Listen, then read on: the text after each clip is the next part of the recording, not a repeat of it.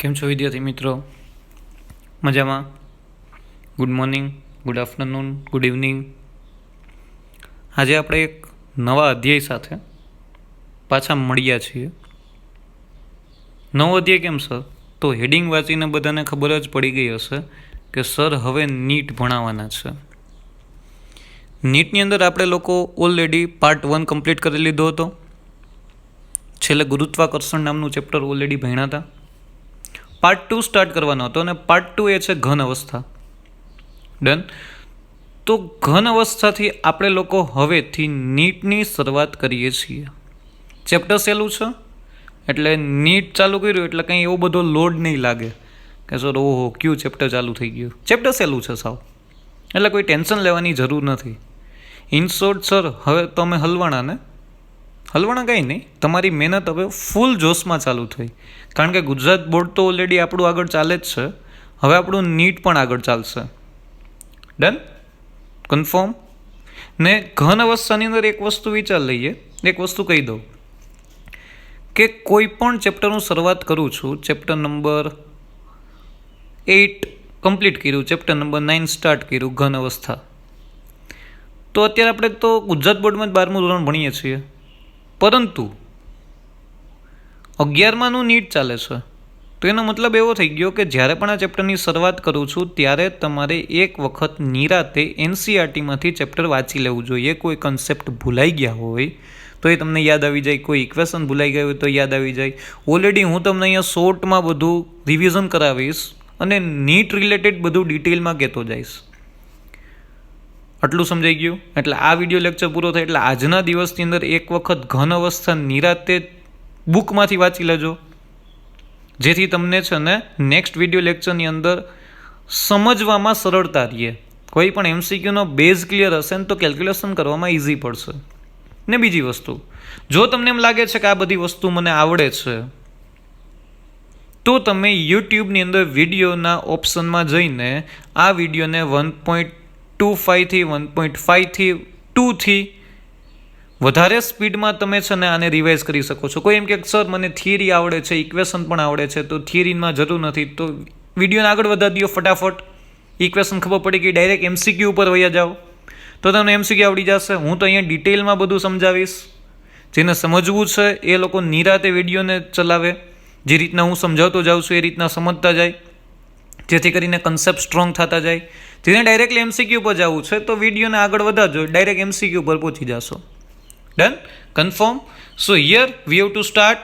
આપણે સ્ટાર્ટ કરીએ છીએ ફિઝિક્સ નીટ ઘન અવસ્થા. આપને ખબર છે કે પદાર્થની 3 અવસ્થા છે, ઘન, પ્રવાહી અને વાયુ.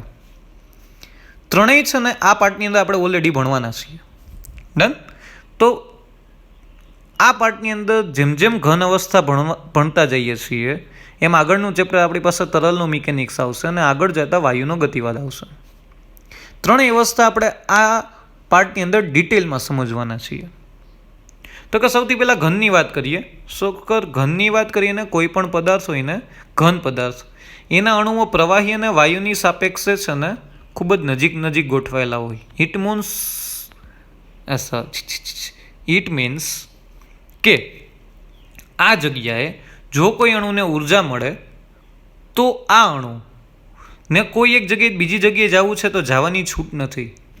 આ સમજો, કોઈ એક અણુને એક જગ્યાએથી બીજી જગ્યાએ જવું છે, જવાની છૂટ નથી, પરંતુ ઘન પદાર્થના અણુઓ પોતાના મધ્યમાન સ્થાનની આસપાસ છે એ દોલન કરે છે, up and down, right and left. Done? કારણ કે ઘનના અણુઓ વચ્ચે કોઈ જગ્યા જ છે જ નહીં, પ્રવાહી અને વાયુની સાપેક્ષે. એટલે ઘન પદાર્થના અણુઓ છે ને ઉર્જા મળતા એ ગતિ નહીં કરે. તો આપણે લોકો અહીંથી છે ને શરૂઆત કરીએ છીએ ઘન પદાર્થ ઉપર, કે ઘન પદાર્થ ઉપર બળ લગાડીએ એટલે ઇન્ટરનલી એના શું ચેન્જીસ આવે છે, આંતરિક દ્રષ્ટિએ શું ફેરફાર થાય છે. કારણ કે કોઈ પણ પદાર્થ ઉપર બળ લગાડો ને તો બાહ્ય દ્રષ્ટિએ તમને ખબર જ છે, કોઈ પણ પદાર્થને બળ લગાડવામાં આવે એટલે એ પદાર્થ છે વી જેટલા વેગથી અને એ જેટલા પ્રવેગથી ગતિ કરશે. પણ ગતિની અહીંયા જરૂર નથી, ગતિ કરે છે કે નહીં એનાથી આપણે કોઈ ફેર પડતો નથી. પરંતુ અહીંયા સમજવાનું એ છે કે જ્યાં પણ બળ લાગેલું છે એ જગ્યાએ પદાર્થના એટોમિક સ્ટ્રક્ચર ઉપર શું ડેવલપમેન્ટ થશે. Microscopic level, macroscopic level already તમે ભણી ગયા. હવે આંતરિક દ્રષ્ટિએ જે ફેરફાર થાય છે ને એ મહત્વનો છે, એ જોવાનું છે. પદાર્થનો કંઈક શેપ બદલશે, પદાર્થ ડિફોર્મ થશે. આપણે ગતિના નિયમો ભણતા હતા ને ત્યારે કીધું હતું ને, આપણે ડિફોર્મેશનને છે ને કે પદાર્થનું સ્વરૂપ બદલાય, પદાર્થનું વિરૂપણ થાય, એને આપણે અવગણ્યું હતું. પણ જે વિરૂપણ થાય છે ત્યાં અવગણ્યું હતું, કારણ કે પદાર્થ ગતિમાં હતો. હવે પદાર્થ ઉપર બળ લગાડો, પદાર્થ ગતિ નથી કરતો, તો એ પદાર્થની આંતરિક દ્રષ્ટિએ કંઈક વિરૂપણ થશે. એ વિરૂપણ કઈ રીતના ચેન્જ થાય, પદાર્થ દ્વારા કોઈ એક વધારાનું બળ ડેવલપ થાય, કેટલું થાય, આ બધી વસ્તુ છે ને આપણે ઘન અવસ્થાની અંદર ભણવાની છે. ડન. તો સૌથી પહેલી ફિઝિકલ પ્રોપર્ટી છે, સૌથી પહેલી ભૌતિક રાશિ તમારી પાસે સ્થિતિસ્થાપકતા, ઇલાસ્ટિસિટી. પદાર્થના જે ગુણધર્મને કારણે વિરૂપક બળ દૂર કરતા, તમે જે બળ લગાડો છો ને એને વિરૂપક બળ કહેવાય, ડિફોર્મિંગ ફોર્સ, તે પોતાનો મૂળ આકાર અને પરિમાણ પુનઃ પ્રાપ્ત કરે. વળી પાછું તે પદાર્થ પોતાનો મૂળ આકાર અને પરિમાણ પ્રાપ્ત કરે તો તે પદાર્થના આ ગુણધર્મને સ્થિતિસ્થાપકતા કહેવાય. ફોર એન એક્ઝામ્પલ, તમે અહીંથી બળ લગાડ્યું, આ વિરૂપક બળ છે, પદાર્થ કંઈક કમ્પ્રેસ થઈ ગયો, પદાર્થ એટલો દબાઈ ગયો. હવે જેવું બળ લીધું ને એવું ભેગું આ પદાર્થ પોતાની મૂળ સ્થિતિમાં પાછો આવી ગયો. વિરૂપક બળ દૂર કરતા પદાર્થ પોતાની મૂળ અવસ્થા પાછી જાળવી રાખે તો પદાર્થના આ ગુણધર્મને એની સ્થિતિસ્થાપકતાનો ગુણધર્મ કહેવાય, ઇલાસ્ટિસિટી, સ્થિતિસ્થાપકતા. ડન. ત્યારબાદ આગળ વધીએ, પ્લાસ્ટિસિટી. તમે જો બળ લાગુ પાડો ને તેમાં પ્રારંભિક આકાર પાછો મેળવવાની વૃત્તિ હોતી નથી અને પદાર્થ કાયમ માટે વિરૂપિત થઈ જાય છે, તો પદાર્થના આ ગુણધર્મને પ્લાસ્ટિસિટી કહેવાય. ઇન શોર્ટ સર, કોઈ એક પદાર્થ છે, પદાર્થ ઉપર બળ લગાડ્યું, પદાર્થ છે એ કમ્પ્રેસ થઈ ગયો, પણ બળ લઈ લીધું છતાં પદાર્થ પોતાની મૂળ અવસ્થામાં પાછો ન આવ્યો, તો પદાર્થના આ ગુણધર્મને પ્લાસ્ટિસિટી કહેવાય. ફોર એન એક્ઝામ્પલ, આને રબર કહી શકો છો. રબરને તમે બંને બાજુથી ખેંચો, ખેંચો જી, ખેંચો તો એનું વિરૂપણ થશે, પણ જેવું બળ લઈ લ્યો ને એટલે પદાર્થ પોતાનો વળી પાછો મૂળ સ્થિતિમાં આવી જશે. તો રબર પાસે સ્થિતિસ્થાપકતાનો ગુણધર્મ છે. ને એ જ રીતે કોઈ એક પથ્થર છે, પથ્થર ઉપર ફોર્સ એપ્લાય કર્યો, પથ્થર છે બ્રેક થઈ ગયો. હવે તમે બળ લઈ લેશો તો પદાર્થ પોતાની મૂળ સ્થિતિમાં નહીં આવે, તો એનો મતલબ પદાર્થ પાસે પોતાની પ્લાસ્ટિસિટીનો ગુણધર્મ વધારે છે ને અહીંયા રબર પાસે એની સ્થિતિસ્થાપકતાનો ગુણધર્મ વધારે છે. પ્લાસ્ટિસિટીનો ગુણધર્મ ઓછો છે ને અહીંયા પ્લાસ્ટિસિટીનો ગુણધર્મ પથ્થર પાસે વધારે છે અને સ્થિતિસ્થાપકતાનો ગુણધર્મ ઓછો છે. આ વસ્તુ યાદ રાખજો, ભૂલાય નહીં. ડન. આ બે ફિઝિકલ પ્રોપર્ટી તમે જોઈ. ત્યારબાદ આવે છે પ્રતિબળ, મોસ્ટ ઇમ્પોર્ટન્ટ ભૌતિક રાશિ આ ચેપ્ટરની. પ્રતિબળ, સ્ટ્રેસ કોને કહેવાય? પદાર્થ ઉપર કોઈ પણ વિરૂપક બળ તમે લગાડો છો ત્યારે પદાર્થની અંદર પુનઃસ્થાપક બળ ઉદ્ભવે છે. આ શબ્દ તમે પહેલાં સાંભળેલો છે. કાર્ય ઉર્જાના પાવરની અંદર સ્પ્રિંગ છે, સ્પ્રિંગની અંદર રહેલી પુનઃસ્થાપક ઉર્જા, સ્થિતિસ્થાપક સ્થિતિ ઉર્જા તમે જે કહો છો એની અંદર પુનઃસ્થાપક બળ જોયું હતું. અને ઘન પદાર્થની દ્રષ્ટિએ પુનઃસ્થાપક બળની જો વાત કરીએ ને તો કોઈ પદાર્થ છે, પદાર્થ ઉપર તમે કોઈ એક બળ લગાડો ને તો પદાર્થ દ્વારા પણ એટલા જ મૂલ્યનું પરંતુ વિરુદ્ધ દિશાનું એક બળ જનરેટ થાય જે પદાર્થને પોતાની મૂળ સ્થિતિમાં જાળવી રાખે, તેને પદાર્થનું પુનઃસ્થાપક બળ કહેવાય. જો પુનઃસ્થાપક બળ કરતાં તમારા બળનું મૂલ્ય વધી જાય, પુનઃસ્થાપક બળ કરતાં તમારા બળનું મૂલ્ય જો વધી જાય છે તો પદાર્થ બ્રેક થાય અથવા તો એ વિરૂપણ થાય. જો પુનઃસ્થાપક બળ અને તમારા બળનું મૂલ્ય સમાન છે તો પદાર્થ પોતાની મૂળ અવસ્થા જાળવી રાખશે. મારા શબ્દ ઉપર ધ્યાન રાખજો, હું શું બોલું છું કોન્સન્ટ્રેશન અહીંયા પૂરેપૂરું રાખજો. ડન. સો આ વસ્તુ તમારા માઇન્ડની અંદર રાખજો. પુનઃસ્થાપક બળ, જેવું તમે અહીંયા બળ લગાડ્યું ને એવું પદાર્થ દ્વારા એક બળ ડેવલપ થઈ જ જાય, સમાન મૂલ્યનું પરંતુ વિરુદ્ધ દિશાનું. જ્યાં સુધી બંને બળના મૂલ્ય સમાન છે ને ત્યાં સુધી પદાર્થ બ્રેક નહીં થાય, પણ તમારા બળનું મૂલ્ય પદાર્થના પુનઃસ્થાપક બળ કરતાં વધી જાય તો પદાર્થ બ્રેક થવાની શરૂઆત થાય. ડાયરેક્ટ બ્રેક થઈ જાય એવી કોઈ વસ્તુ નથી. ડન. આ વસ્તુ તમારા માઇન્ડમાં રાખજો. ડન. તો આ વસ્તુ યાદ રાખો કે ભાઈ બળ લાગુ પડેલ બળ પરંતુ એટલું જ પરંતુ વિરુદ્ધ દિશામાં હોય. ઇન શોર્ટ, સ્ટ્રેસ અથવા તો પ્રતિબળ કોને કહેવાય? એકમ ક્ષેત્રફળ દીઠ ઉદ્ભવતા પુનઃસ્થાપક બળને પ્રતિબળ કહેવાય. એકમ ક્ષેત્રફળ દીઠ ઉદ્ભવતા પુનઃસ્થાપક બળને પ્રતિબળ કહેવાય. તો સિગ્મા પ્રતિબળ બરાબર F/A. So sigma is equal two F/A. It means એકમ ક્ષેત્રફળ દીઠ ઉદ્ભવતા પુનઃસ્થાપક બળને પ્રતિબળ કીધું, જે તમારી પાસે પ્રતિબળ બરાબર ન્યૂટન પર મીટર સ્ક્વેર છે. ન્યૂટન પર મીટર સ્ક્વેરને તમે પાસ્કલ પણ લખી શકો છો અને CGS યુનિટમાં ડાઇન પર સેન્ટીમીટર સ્ક્વેર પણ લખી શકો છો. એનું MLT ઇક્વેશન આપણી પાસે છે m1 L-1 T-2. ડન. પ્રતિબળ સમજાઈ ગયું. પ્રતિબળ માટે પુનઃસ્થાપક બળ જે ડેવલપ થાય છે ને એના કારણે જ પ્રતિબળ લાગે છે, જેને જ તમે સ્ટ્રેસ બોલો છો.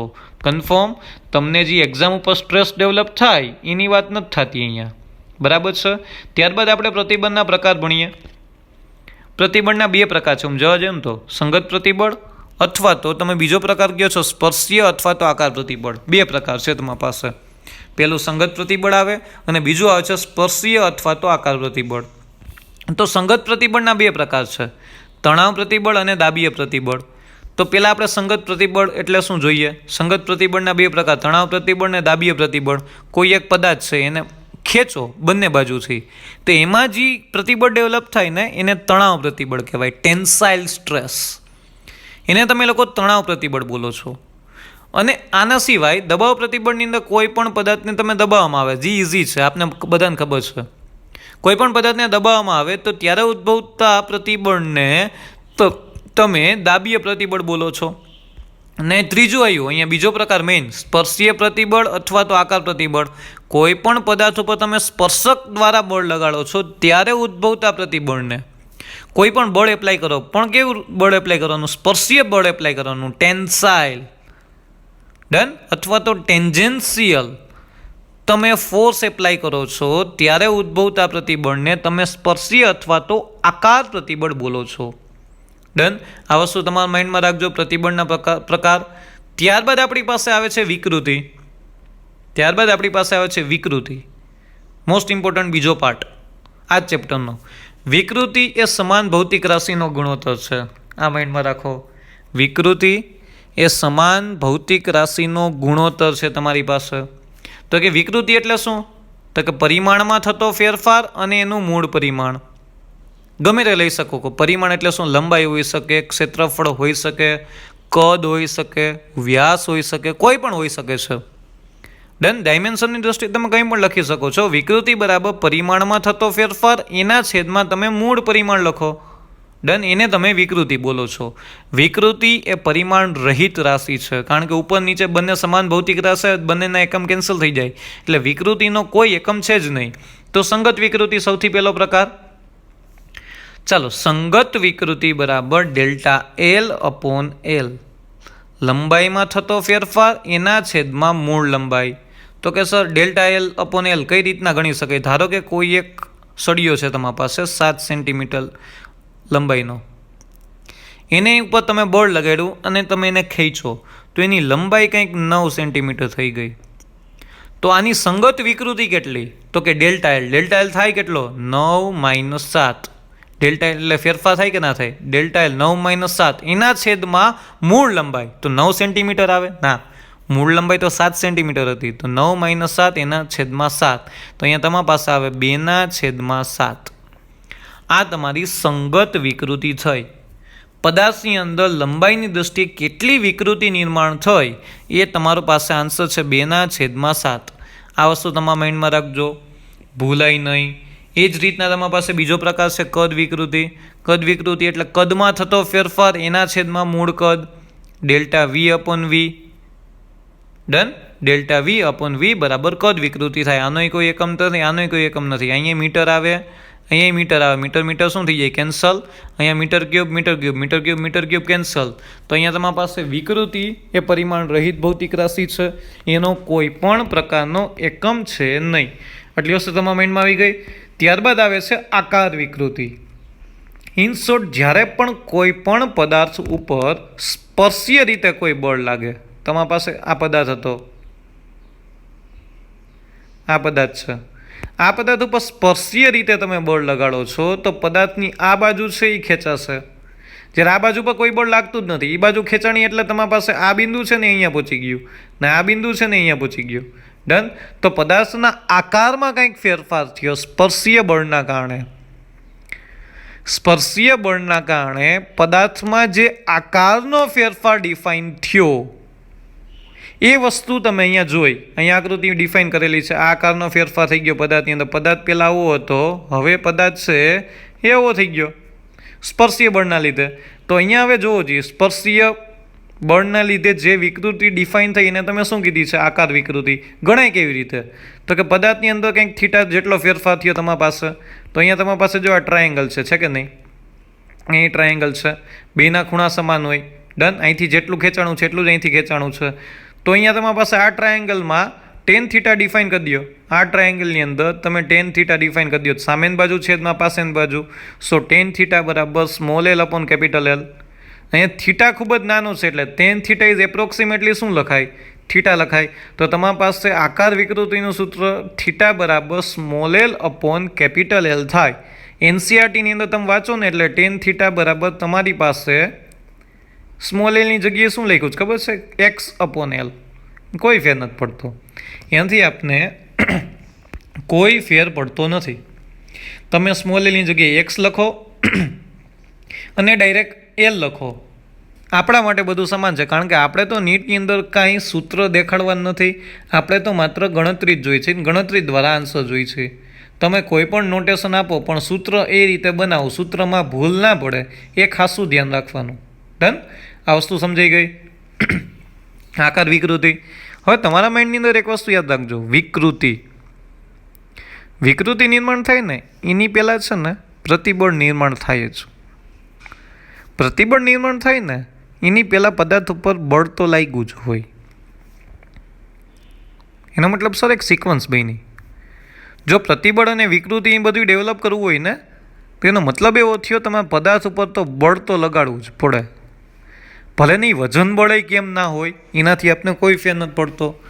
ભલે નહીં વજન બળ હોય, બળ છે ને તો પ્રતિબળ ડેવલપ થશે, પ્રતિબળ છે ને તો વિકૃતિ ડેવલપ થશે.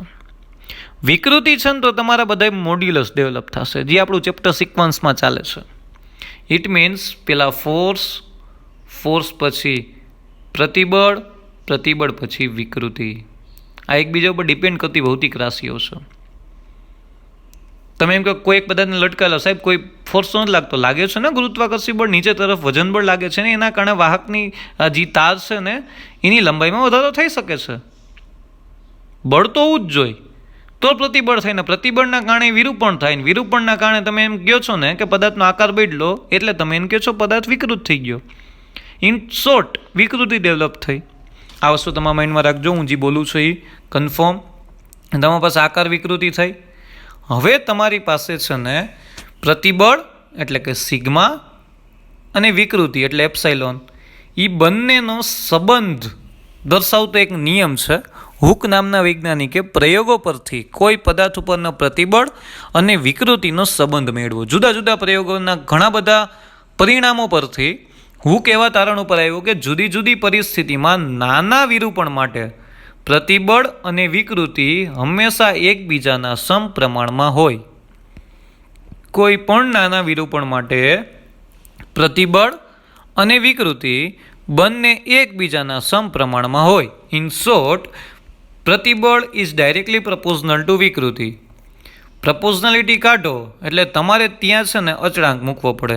અચળાંકને તમે કે કીધો, અચળાંક તમે મૂકો કે, તો પ્રતિબળ ઇઝ ઇક્વલ ટુ કે વિકૃતિ. તો પ્રતિબળ અને વિકૃતિને નોટેશનમાં સિગ્મા અને એપ્સાઇલોન કહો છો, સિગ્મા અને એપ્સાઇલોન લખી નાખો. તો અહીંયા તમારી પાસે કેને કરતા બનાવો તો કે બરાબર સિગ્મા અપોન એપ્સાઇલોન થયો.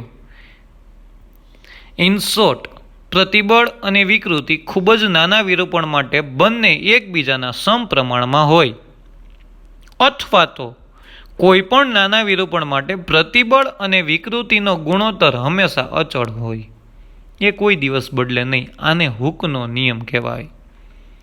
હુકે ઘણી બધી પરિસ્થિતિઓમાંથી કોઈ પણ પદાર્થ ઉપર બળ લગાડતા એમાં જે પ્રતિબળ ને વિકૃતિ નિર્માણ થાય છે ને ખૂબ જ નાના વિરૂપણ માટે, કારણ કે ઘનમાં જે વિરૂપણ થતું હોય ને ખૂબ જ નાનું હોય. એ નાના વિરૂપણ માટે પ્રતિબળ અને વિકૃતિ હંમેશા એકબીજાના સમપ્રમાણમાં જ થશે. ઘણી મોટી પરિસ્થિતિમાં જો વિરૂપણ મોટું હોય ને તો ત્યાં હૂકના નિયમનું પાલન પણ નથી થતું. પણ અહીંયા મેજોરિટી કન્ડિશનમાં હૂકના નિયમનું પાલન થાય છે. નાના વિરૂપણ માટે આપણી પ્રેક્ટિકલ લાઈફની અંદર વિરૂપણ ખૂબ જ નાનું હોય છે, એટલા માટે આપણે આકાર વિકૃતિની અંદર થીટાને ખૂબ જ નાનો ધારેલો છે. આ વસ્તુ તમારા માઇન્ડમાં રાખજો, આ વસ્તુ તમારા મગજમાં બેઠેલી હોવી જોઈએ. ડન. સો કે is equal to sigma upon epsilon.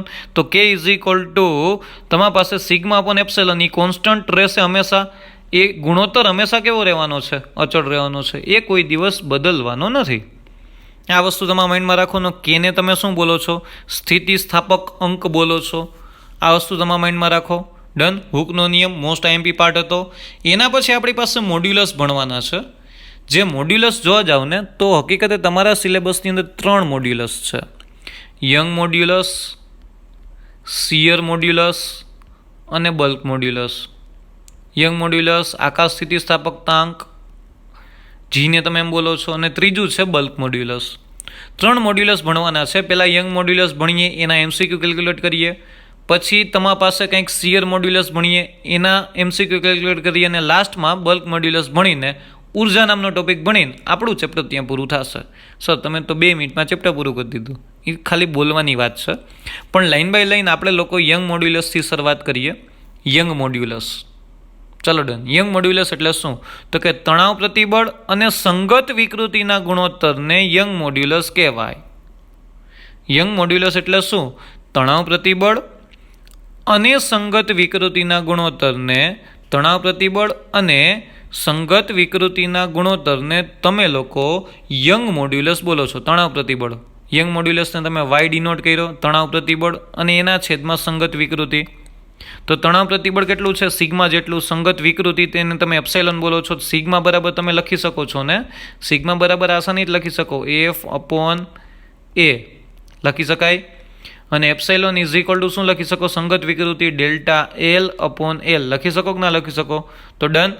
તો સિગ્માની કિંમત મૂકી, એપ્સાઇલોનની કિંમત મૂકી, બેયની કિંમત મૂકી, છેદનો છેદ અંશમાં ગયો, અંશનો છેદ છેદમાં આવ્યો, એટલે તમારી પાસે વાયનું ઇક્વેશન બન્યું F L upon A delta L. Young મોડ્યુલસનું equation છે F L upon A delta L. એનો એકમ શું છે? ન્યૂટન પર મીટર સ્ક્વેર, બરાબર જ ને? સિગ્માનો એકમ શું થાય? ન્યૂટન પર મીટર સ્ક્વેર. અને એપ્સાઇલોનનો એકમ શું થાય? સાહેબ પરિમાણ રહિત રાશિ છે, કંઈ થાય જ નહીં. એટલે જે સિગ્માનો એકમ છે ને એ જ યંગ મોડ્યુલસનો એકમ થાય. સિગ્માનો એકમ ન્યૂટન પર મીટર સ્ક્વેર છે, તો યંગ મોડ્યુલસનો એકમ પણ ન્યૂટન પર મીટર સ્ક્વેર જ થશે. હવે આ જ વસ્તુને થોડીક એડવાન્સ કન્ડિશનની અંદર ભણવાની છે કે કોઈ પણ તારમાં તેના પોતાના જ વજનના કારણે તેની લંબાઈમાં થતો વધારો. કોઈ પણ તારમાં તેના પોતાના જ, કોઈ પણ તારને આપણે લટકાવેલ છે કોઈ એક આધાર સાથે, તો એના પોતાના જ વજનના કારણે તેની લંબાઈમાં કેટલો વધારો થાય છે જોવું છે.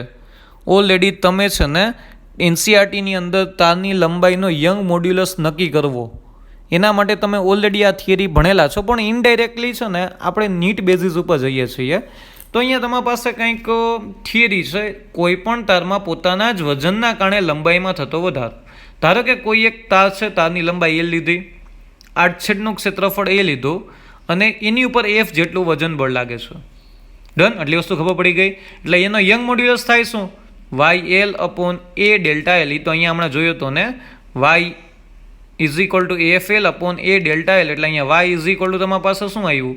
F L upon A delta L. એટલે તમારે અહીંયા ફાઇન્ડ આઉટ શું કરવું છે? તારની લંબાઈમાં થતો વધારો.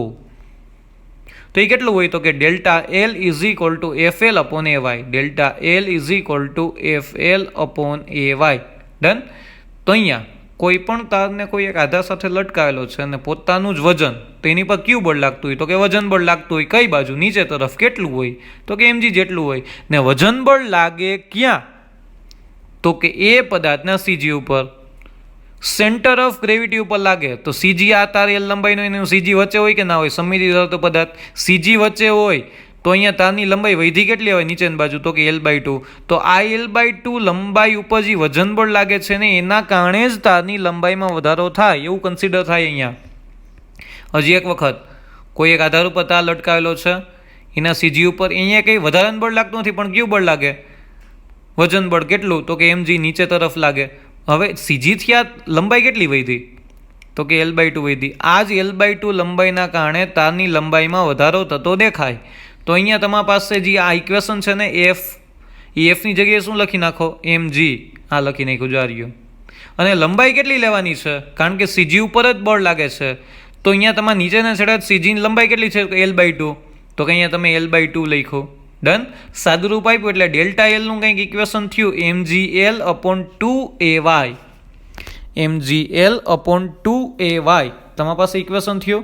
એમની જગ્યાએ તમે શું લખી શકો? ρal. કેમ લખ્યું સાહેબ? ρ m/v. m ρv. v બરાબર તમે શું લખી શકો? તો ક્ષેત્રફળ ગુણ્યા લંબાઈ એટલે m ρal મૂકી દો ને, એટલે અહીંયા તમારી પાસે ઇક્વેશન આપશે ρgl²/2y. હા કે ના?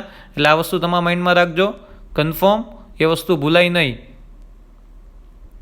તો અહીંયા તમારી પાસે ઇક્વેશન આવ્યું mgl/2ay as well as ρgl²/2y. બે MCQની અંદર ઇક્વેશન યુઝ થશે. આ બે ઇક્વેશન છે ને MCQની અંદર યુઝ થશે in terms of mass, in terms of density, દળના સંદર્ભમાં અથવા તો ઘનતાના સંદર્ભમાં. આ વસ્તુ તમારા માઇન્ડમાં હોવી જોઈએ, કન્ફર્મ. આ કઈ થિયરી ભણ્યા? નીટ બેઝિસ ઉપર આપણે થિયરી ભણ્યા. કોઈ પણ તારમાં તેના પોતાના જ વજનના કારણે લંબાઈમાં થતો વધારો. આ ભૂલાય નહીં, કન્ફર્મ. એટલે વસ્તુ તમારા માઇન્ડમાં રાખજો. ત્યારબાદ આપણી પાસે એક મહત્વનો પ્રકાર છે થર્મલ સ્ટ્રેસ. થર્મલ સ્ટ્રેસ જે ઓલરેડી આપણે NCERTની અંદર જ્યારે યંગ મોડ્યુલસ નક્કી કરતા હતા ને એમાં લખેલું હતું કે તાપીય ફેરફારને અવગણતા. તાપમાનના લીધે જે ફેરફાર થાય છે ને એ ત્યાં અવગણવાનો કીધો હતો. આ વસ્તુ તમારા માઇન્ડમાં રાખજો. તાપમાનનો જે ફેરફાર છે ને ત્યાં અવગણ્યો હતો. ભાઈ સાહેબ એ ઉપયોગમાં નથી, પરંતુ નીટના બેઝિસ ઉપર તાપમાનના કારણે જે લંબાઈમાં થતો ફેરફાર છે ને એને અવગણવાનો થતો નથી. એને આપણે લોકો ડિટેલમાં ગણવાના છીએ, એના ઉપરથી MCQ પણ આવશે. તો થર્મલ સ્ટ્રેસને કઈ સંદર્ભમાં ડિફાઇન કર્યું?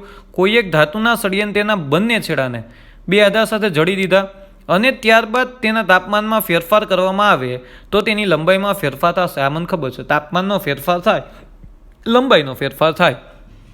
તે દરમિયાન બંને છેડાના આધાર પર પ્રતિબળ નિર્માણ થશે. તે પ્રતિબળને તાપીય પ્રતિબળ કહેવાય. સાહેબ કઈ રીતના? ધારો કે કોઈ બે આધાર છે, કોઈ બે આધાર સાથે કોઈ એક સળિયાને છે ને આપણે અહીંયા જડી દીધો. હવે મેં આ સળિયાના તાપમાનમાં ફેરફાર કર્યો. ધારો કે તાપમાનમાં વધારો કર્યો. તાપમાનમાં વધારો કરું તો લંબાઈમાં પણ વધારો થાય. એટલે આ સળિયો છે એ આધાર ઉપર આ દિશામાં બળ લગાડે. એટલે આધાર છે ને પોતાનો મૂળ આકાર જાળવી રાખવા માટે પુનઃસ્થાપક બળ સામેની બાજુ લગાડે. સમજો, પ્રતિબળ એટલે પુનઃસ્થાપક બળના છેદમાં ક્ષેત્રફળ. આ જે બળ લગાડે છે એટલા આ સળિયો છે એની લંબાઈ વધે એટલે બળ આ અંદરની બાજુ જાય કે ના જાય? કન્ફર્મ. તો સામે આધાર છે ને પોતાનો મૂળ આકાર જાળવી રાખવા માટે પુનઃસ્થાપક બળ આ દિશામાં લગાડશે. ધારો કે અહીંયા સળિયા આમ બળ લગાડ્યું તો આધાર આ દિશામાં બળ લગાડે, જેના કારણે આધાર પોતાનો મૂળ આકાર જાળવી રાખે. ને અહીંયા જે પ્રતિબળ ડેવલપ થાય ને કે બંને સમાન મૂલ્યના પરસ્પર વિરુદ્ધ દિશાના હોવાથી આ બિંદુ પાસે પ્રતિબળ નિર્માણ થશે. આ પ્રતિબળને તાપીય પ્રતિબળ કહેવાય, કારણ કે અહીંયા કોઈ વધારાનું બળ લાગ્યું નથી. તાપમાનના કારણે, ઉષ્માના ફેરફારના કારણે પદાર્થની લંબાઈમાં વધારો થયો. આ લંબાઈમાં થતા વધારાના કારણે જે પ્રતિબળ ડેવલપ થાય એને થર્મલ સ્ટ્રેસ પણ બોલો છો, તાપીય પ્રતિબળ પણ બોલો છો. એ કેટલું હોય? તો કે તાપીય પ્રતિબળ બરાબર y∝Δt. આ યાદ રાખવાનું છે. નોટ ઉપરના બધા ઇક્વેશન તો એમનામાં આપને ખબર પડી જશે, પણ આ નોટ કરી લેજો કારણ કે NCERTમાં નથી. તાપીય પ્રતિબળ બરાબર y∝Δt. ડેલ્ટા ટી એટલે શું થાય? T2 - T1. So it means y∝T2 - T1. આલ્ફાને તમે તાપીય પ્રસરણ અચળાંક બોલી શકો છો. એ પણ અચળાંક છે. y એટલે યંગ મોડ્યુલસ. યંગ મોડ્યુલસ એટલે તમને ખબર છે યંગ મોડ્યુલસ y = σ/ε થાય. ડન. આ વસ્તુ યાદ રાખજો. એટલે તમે આમ લખી શકો ને ઇક્વેશનને y∝T2 - T1. આ વસ્તુ તમારા માઇન્ડમાં રાખજો, ભૂલાય નહીં. ડન. તો અત્યાર સુધીની થિયરી આપણે જોઈ. આટલી થિયરીના બેઝિસ ઉપર આપણે લોકો છે ને હવે MCQ ગણવાના છીએ. આટલી થિયરી મેં ઇનિશિયલ સમજાવીને મેં તમને સ્ટ્રેસ એટલે કે પ્રતિબળ અને વિકૃતિ સમજાવી, એના આકાર સમજાવ્યા, તો કે એનો આકાર પ્રતિબળ કઈ રીતના છે, એના ફેરફાર કઈ રીતના થાય એ સમજાવ્યું. તો એક વખત નિરાતે વિડીયો એમને સ્ક્રોલ કરું છું, તમે લોકો છે ને એને નોટ કરી લેજો. આ તમારા પાસે આટલી વસ્તુ આપણે પ્રતિબળ ભણ્યા. પ્રતિબળ ભણ્યા પછી પ્રતિબળના પ્રકાર ભણ્યા. એના પછી વિકૃતિ ડિફાઇન કરી. તમે વિડીયોને પોઝ કરતા જાજો અને આ બધી વસ્તુ નોટ કરતા જાજો. ડન. તમે બધા હોશિયાર જ છો, તમને બધાને બધી વસ્તુ આવડે જ છે, પણ તમને એમ લાગે કે આ નોટ કરવા જેવું છે તો કરી લેજો.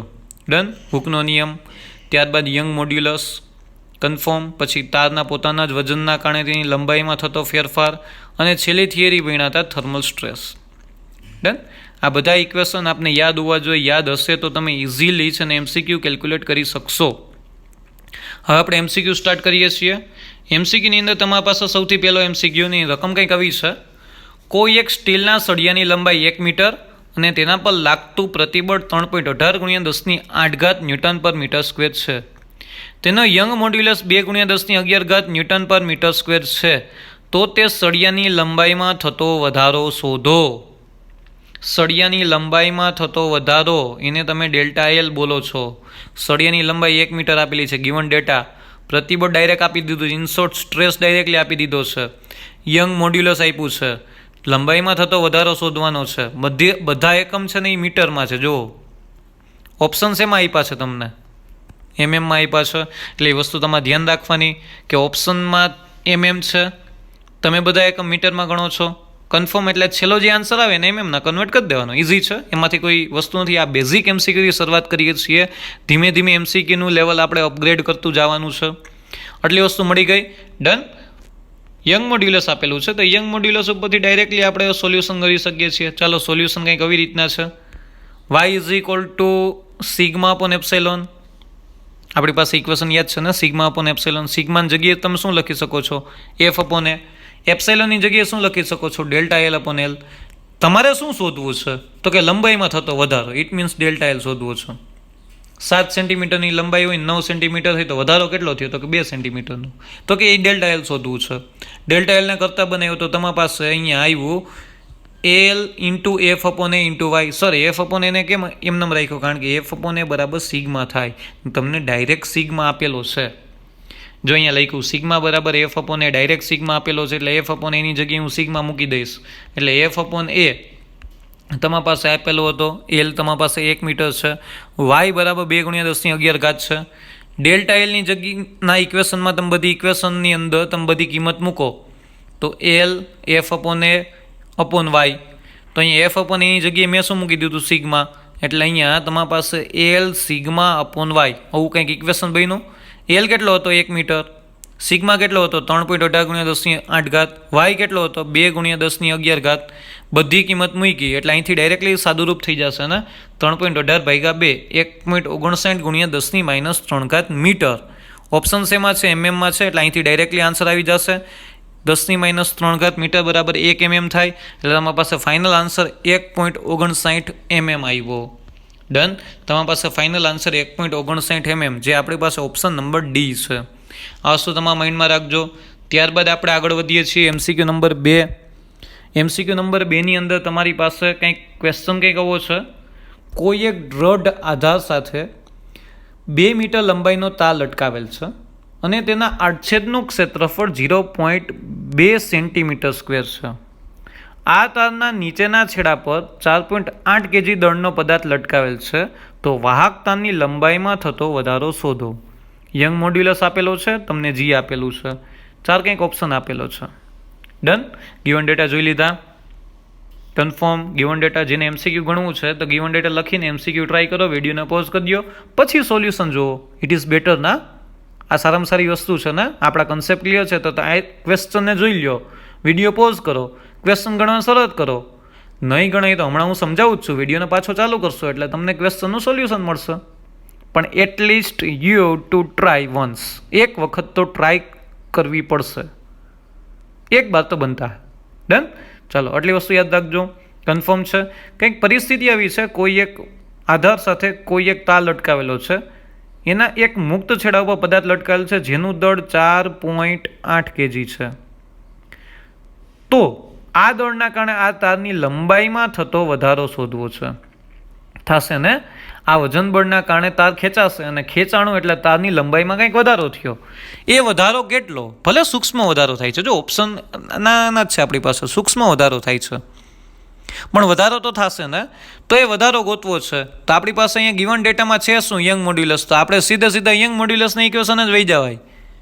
એ સિવાયની બધી વસ્તુ છે આપણી પાસે, તો યંગ મોડ્યુલસના ઇક્વેશન વહી જાવ. Y is equal to F upon A upon delta L into L. તો વાયનું ઇક્વેશન શું બન્યું? TL upon delta L into S. Sir એફની જગ્યાએ ટી કાં લખી નાખ્યું? લખી જ નાખું ને. અહીંયા પદાર્થ લટકાવેલ છે તો પદાર્થ ઉપર બળ ક્યુ લાગશે? અહીંયા તણાવ બળ જ લાગશે ને દોરી ઉપર. આ ખેંચાશે એટલે અહીંયા ક્યુ બળ થયું? તણાવ બળ થયું. એ તણાવ બળ કોના જેટલું હોય? અહીંથી ખબર પડે ને. તણાવ બળ ઉપર તરફ લાગે, આ પદાર્થ ઉપર ક્યુ બળ લાગે? એક જ બળ લાગે. એ ક્યુ બળ છે તો કે mg જેટલું છે. એ સિવાયનું કોઈ પણ વધારાનું બળ અહીંયા લાગતું નથી. લાગે છે ક્યાંય? નથી લાગતું ને. કોઈ પણ વધારાનું બળ આપણી પાસે છે જ નહીં. તો પ્રશ્ન ક્યાં આવ્યો તમારી પાસે? તો mg બરાબર ટી થાય. તો સર અહીંથી મને એમને ખબર પડી કે ટીની જગ્યાએ મારે શું મૂકવું જોશે? mg. ડન. તો અહીંયા ડેલ્ટા એલ શોધવો છે, પહેલાં ડેલ્ટા એલના કરતાં બનાવી દો. તો ડેલ્ટા એલ બરાબર તમારી પાસે ઇક્વેશન શું આવ્યું? TL upon A Y. આવ્યું કે ના આવ્યું? તો અહીંયા ટીની જગ્યાએ તમે શું મૂકી શકશો? તો કે mg. વાહક તર પર માત્ર ક્યુ બળ લાગે છે, વજન બળ જ લાગે છે. તો કે વજન બળ માટે કેટલું થાય? mg જેટલું થાય. તો m ઇન્ટુ જી. એમ આપ્યો છે 4.8. જી તમને કાઉન્સમાં લખીને દીધું હતું 10 જેટલું લેવાનું છે. અમે 10 જ લઈ જ સાહેબ અમે. તો આ કેટલું થયું? 48 ન્યૂટન. એટલે તણાવ બળ તમારી પાસે ટી બરાબર mg એટલું, એટલે 48 ન્યૂટન મળી ગયું. હવે બધી કિંમત છે તમારી પાસે, બધી કિંમત છે તમારી પાસે. ટી છે તમારી પાસે સાહેબ, આ ગોઈતું 48 અહીંયા મૂક્યું. એલ લંબાઈ 2 મીટર આપેલી હતી એ મૂકી. એક ક્ષેત્રફળ 0.2 સેન્ટીમીટર સ્ક્વેર આપેલું હતું, એને તમારે શેમાં કન્વર્ટ કરવું પડે? મીટર સ્ક્વેરની અંદર કેટલા વડે ગુણવા પડે? 10⁻⁴ વડે ગુણવા પડે. તો અહીંયા 0.2 ગુણ્યા 10⁻⁴. ડન. ને યંગ મોડ્યુલસ તો ઓલરેડી રકમમાં આપેલો જોઈએ, તો 2 ગુણ્યા 10⁻11. આટલી વસ્તુનું સાદુરૂપ આપો જે આપવાનું છે તમારે, તો આન્સર આવે કંઈક 2.4 ગુણ્યા 10⁻⁵ મીટર. 2.4 ગુણ્યા 10⁻⁵ મીટર, જે તમારી પાસે ઓપ્શન નંબર બી છે. ડન. 2.4 ગુણ્યા 10⁻⁵ મીટર. સમજાઈ ગયું? બેઝિક MCQ હતું. લંબાઈમાં થતો વધારો શોધવાનો હતો, વધારો શોધો. ઇક્વેશનને કરતા બનાવ્યું. ટી બરાબર mg મૂક્યું. બાકી બધા ગિવન ડેટા તમને આપેલા હતા. ઇઝીલી સોલ્વ થઈ ગયું. ડન. ત્યારબાદ ચાલો આપણે આગળ વધીએ. MCQ number 3. MCQ નંબર 3 કંઈક એવો છે, 4 તાર કે જે સમાન ધાતુમાંથી બનાવેલ છે તેના પર લાગતું બળ પણ સમાન છે. આ મહત્વનું છે. સમાન ધાતુ અને બળે કેવું કીધું? સમાન કીધું. તો નીચેના વિકલ્પમાંથી કયા તારની લંબાઈમાં થતો વધારો સૌથી વધુ હશે? નીચેના વિકલ્પમાંથી કયા તારની લંબાઈમાં થતો વધારો સૌથી વધુ હશે એ તમારે ગોતવાનું છે. તો અહીંયા લંબાઈ 100 સેન્ટીમીટર, વ્યાસ 1 સેન્ટીમીટર, લંબાઈ 200 સેન્ટીમીટર, વ્યાસ 2 સેન્ટીમીટર, લંબાઈ 300 સેન્ટીમીટર, વ્યાસ 3 સેન્ટીમીટર. ચોથી લંબાઈ 400 સેન્ટીમીટર, વ્યાસ 0.5 સેન્ટીમીટર. આ 4 ઓપ્શનમાંથી એક ઓપ્શન એવો ગોતવાનો જેની લંબાઈમાં થતો વધારો સૌથી વધારે હોય. શું કીધું? લંબાઈમાં થતો વધારો સૌથી વધારે હોય એવો ઓપ્શન અહીંથી સિલેક્ટ કરવાનો છે. બીજું કંઈ વિચારવાનું થતું નથી. ડન. તો ચાલો વિચારીએ કે અહીંયા કઈ રીતના ખબર પડશે. તો કે અહીંયા તમને ખબર છે કે y ઇઝ ઇક્વલ ટુ તમને બધા સમાન ધાતુમાં જ બનાવેલા હતા કે નહીં? સમાન ધાતુમાં જ બનાવેલા છે. અને બધા ઉપર બળ કેવું લાગે છે?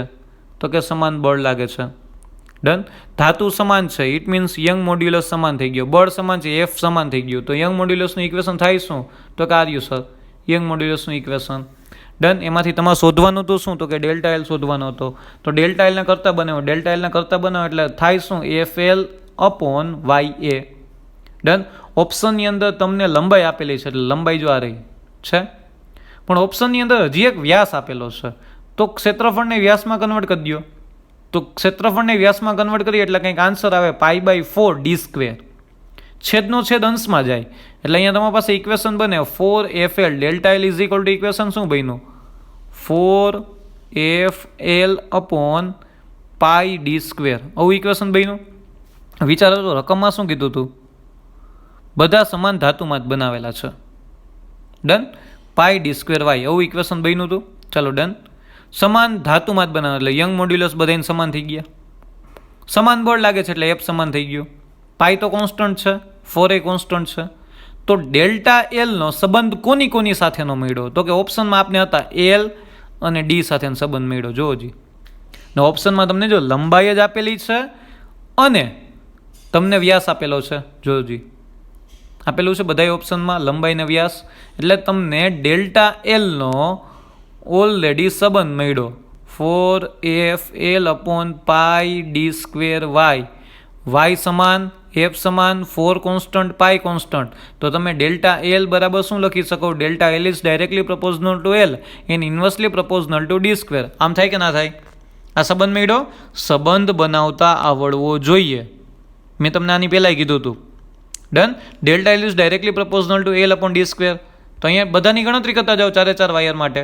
પહેલા વાયર માટે ગણતરી કરો 4 ધી વાયર 1 l/d². પહેલાની લંબાઈ 100 હતી અને વ્યાસ 1 હતો એટલે જવાબ કેટલો આવે? 100.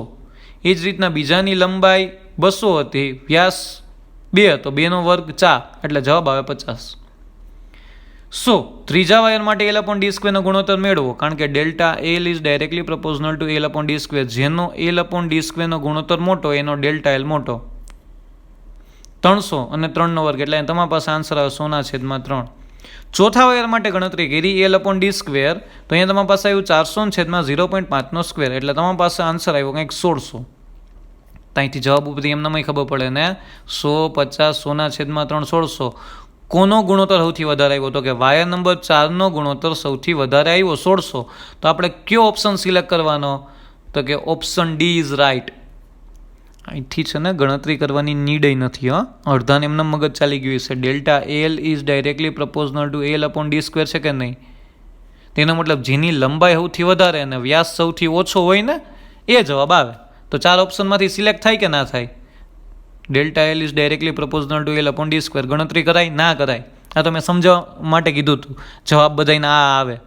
જેની લંબાઈ સૌથી વધારે હોય અને વ્યાસ સૌથી ઓછો હોય, કારણ કે લંબાઈના સમપ્રમાણમાં વ્યાસના વ્યસ્ત પ્રમાણમાં છે. તો અહીંયા જેની લંબાઈ સૌથી વધારે હોય ને વ્યાસ સૌથી ઓછો હોય એ જવાબ આવે. તો આ રહ્યો option D is right. Direct solve થઈ ગયો MCQ. પણ સંબંધ બની ગયો હશે ને તો MCQ સોલ્વ થશે. જો સંબંધ જ નથી બન્યો, સર મને લંબાઈનો અને વ્યાસ સાથેનો સંબંધ નથી મળ્યો, તો MCQ સોલ્વ થવાનો કોઈ પ્રશ્ન રહેતો નથી.